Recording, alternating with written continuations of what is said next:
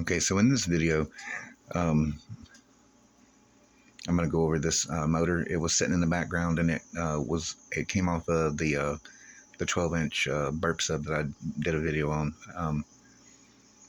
So I was asked about this, what it was. So I'm just going to go over it real briefly. This is a TC Sounds 3 HP Volcano top, and if you're not familiar with TC Sounds, that was Tilo Sampler.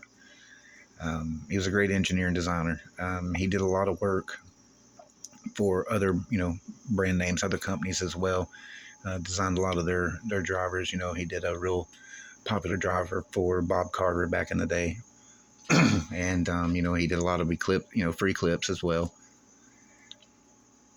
And, he did some stuff for Orion, like the original HCCA, which I'll talk about in a second.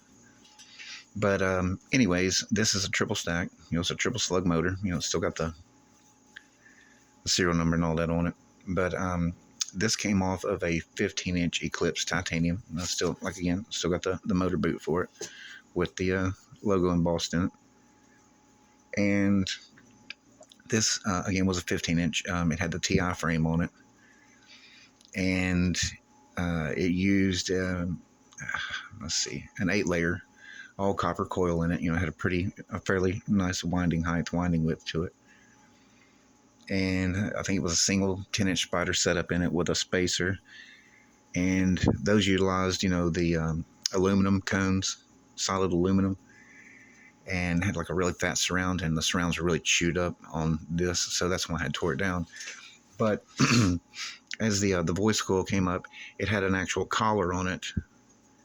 And what it done is it met the cone, and it was epoxied to the cone itself, because the cone was the bottom of the cone, it was a dished cone, so that's how it was assembled.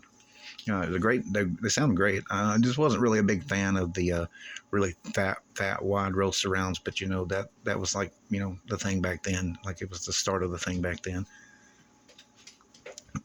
But anyways, when you look at this motor, the top plates, is fairly aggressive overall, because you have to calculate all of this, as the top plate thickness.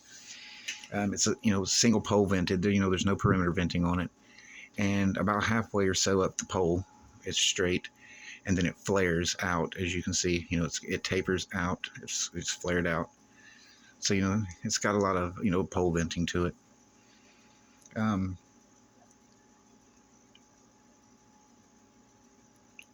When I was talking about that they had, like Eclipse and like Orion and so forth, a lot of Eclipse drivers and TC Sounds drivers, had like what was called a TC9 motor. It was like a double slug. It didn't have a top plate like this. It had like a traditional top plates to them. And they were really great motors. They use them a lot. The Orion HCCA, the original, used a TC9 Plus, which was just a variant. If I remember right, the slug thickness, it was still a dual slug motor, but I think the thickness of the slugs was just increased, like a little. So it was just a TC9 Plus.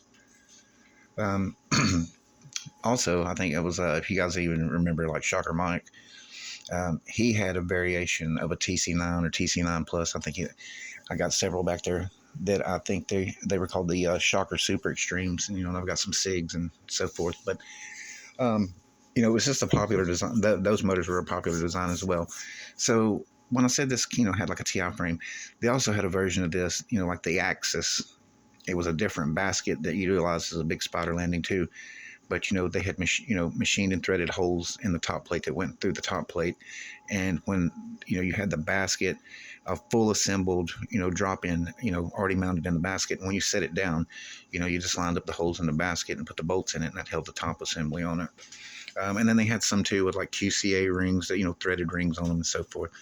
But just want to give you like a little back history and a little bit of a rundown, on this motor. It's a good, strong motor.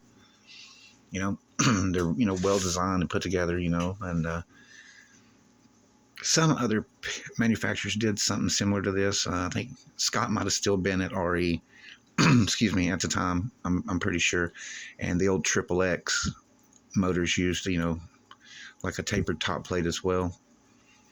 Um, the MTX 9500s, had a really thin top plate on them, but they had a machine, a ring, a machined ring that sat down on the top plate, and it had like fins that came out around it, and it had bolts that went through that ring through the top plate, and then it had a like a Faraday ring, like the sleeve in the motor, and it all bolted together. So you had to account for that as well on those motors when you put them together or build them. But anyways, I just wanted to go over this motor. The person that had asked about it, and several of them, I hope that answers your question on it and just gives you a little bit of quick history. So I hope that you found that useful, and I will see you on the next one.